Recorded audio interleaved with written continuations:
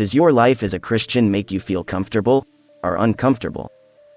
This video is called Success Outside Your Comfort Zone.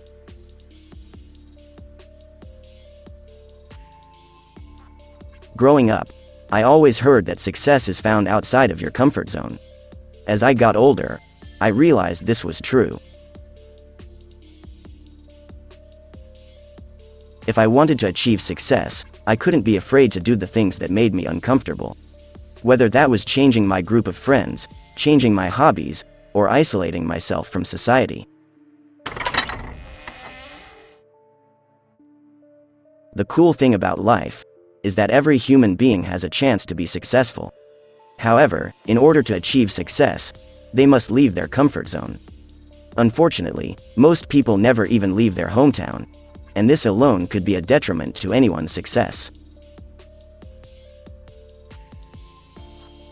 What I learned is that in order to achieve success and expand my mind, I had to venture into the unknown. Whether that was in regard to places, people, or my own mental capacity. I don't think any successful person would disagree with anything that I have said so far. However, a majority of people would disagree with me if I said that the kingdom of heaven works the same way. Many Christians don't seem to believe that success in the kingdom requires leaving their comfort zone.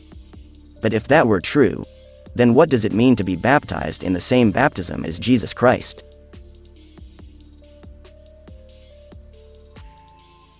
If we look in the scriptures and study the life that Jesus lived, seeing how often he was persecuted, why do we assume that the Christian life should be easy?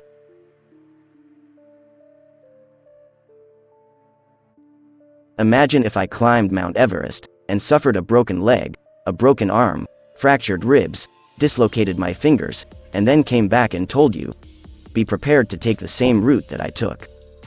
What would you expect? This is why Jesus tells us to count the cost before we decide to follow him. The truth is, if we enjoy comfort more than we enjoy Christ, we will never have what it takes to follow him. Jesus says in Luke chapter 14, "When you follow me as my disciple, you must put aside your father, your mother, your wife, your sisters, your brothers. It will even seem as though you hate your own life. This is the price you'll pay to be considered one of my followers." Anyone who comes to me must be willing to share my cross and experience it as his own, or he cannot be considered to be my disciple. So don't follow me without considering what it will cost you. For who would construct a house before first sitting down to estimate the cost to complete it? Otherwise, he may lay the foundation and not be able to finish. The neighbors will ridicule him, saying, "Look at him. He started to build but couldn't complete it."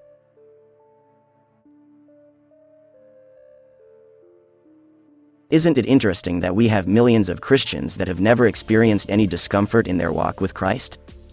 Is it possible to detach pain and discomfort from the cross of Jesus Christ? Or, instead, do they go hand in hand? The truth is, if you are claiming to follow God, but aren't constantly led to do things that make you uncomfortable, it is because you are not actually following him. The sad reality is that Jesus only exposes the narrow road that leads to heaven to the people who are truly looking for it.